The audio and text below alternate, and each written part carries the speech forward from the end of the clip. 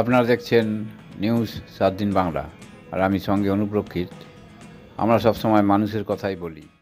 উত্তরে হাওয়া এখন সক্রিয়, তাই বসন্তকালেও দক্ষিণবঙ্গে ভোর ও রাতের দিকে খুব হালকা শীতের একটা অনুভূতি রয়েছে। তবে এই পরিস্থিতি তাড়াতাড়ি পরিবর্তন হয় বলে আবহাওয়াবিদরা জানিয়েছেন।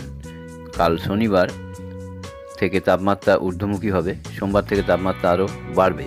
আলিপুর আবহাওয়া অফিসের আবহাওয়াবিদ সৌরিশ বন্দ্যোপাধ্যায় জানিয়েছেন, আগামী সপ্তাহের শুরুতেই কলকাতার সর্বোচ্চ তাপমাত্রা 34 থেকে 35 ডিগ্রি সেলসিয়াস ছুঁতে পারে।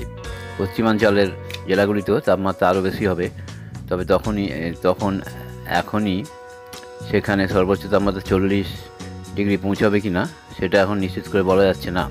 বৃহস্পতিবারে পশ্চিমাঞ্চলের সর্বোচ্চ তাপমাত্রা 35 থেকে 37 ডিগ্রির আশেপাশে ছিল, সেখানে কলকাতার সর্বোচ্চ তাপমাত্রা ছিল 28.5 ডিগ্রি সেলসিয়াস, যা এই সময় কলকাতার স্বাভাবিক সর্বোচ্চ তাপমাত্রার থেকে 3.5 ডিগ্রি কম। সর্বনিম্ন তাপমাত্রা ছিল 20.8 ডিগ্রি, স্বাভাবিকের থেকে সামান্য কম। আজ শুক্রবার কলকাতার সর্বনিম্ন তাপমাত্রা 19 ডিগ্রি আশেপাশে থাকবে বলেই আবহাওয়া দপ্তর জানিয়েছে। তবে আপাতত ঝড় বৃষ্টির কোনো খবর নেই।